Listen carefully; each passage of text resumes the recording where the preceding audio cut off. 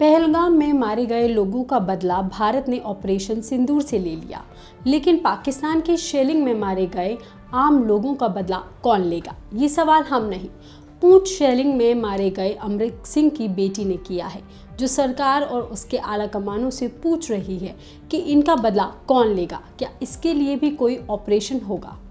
नमस्कार, मेरा नाम है साक्षी भारद्वाज और आप देख रहे हैं लोकमत हिंदी।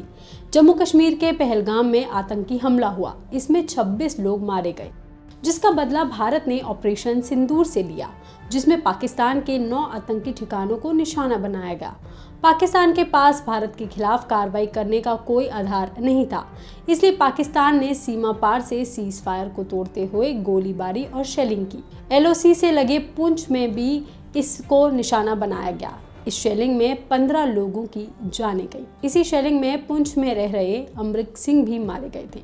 वो एक दुकान चलाते थे और पुंछ के गुरुद्वारे में पाठ करने का काम भी किया करते थे।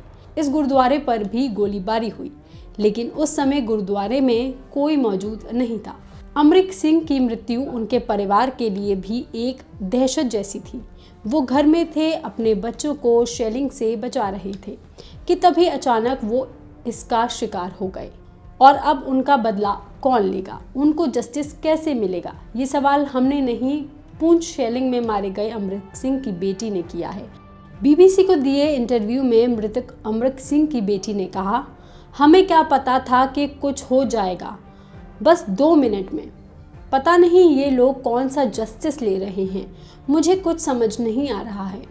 पहलगाम में मारे गए लोगों को जस्टिस देने के लिए ऑपरेशन सिंदूर किया। अब हमारे लिए कौन सा मिशन रखा जाएगा? हमारे लिए भी कोई मिशन होगा क्या? मेरे पापा की यहाँ पर बॉडी पड़ी हुई थी और शेलिंग होए जा रही थी। हमें हमारी प्रोटेक्शन के बारे में कुछ पता नहीं था। ये फीलिंग सिर्फ वो इंसान समझ सकता है जिसने अपना कोई खोया हो। ये बात बिल्कुल सही है। पुंछ में मारे गए लोग भी बेकसूर थे, उनका किसी से कुछ लेना देना नहीं था। वो बस शांति से अपने घरों में रह रहे थे। तो क्या उनके जस्टिस के लिए भी सरकार कोई ऑपरेशन करेगी, या फिर उनका दर्द बस आंसुओं तक ही सीमित रह जाएगा?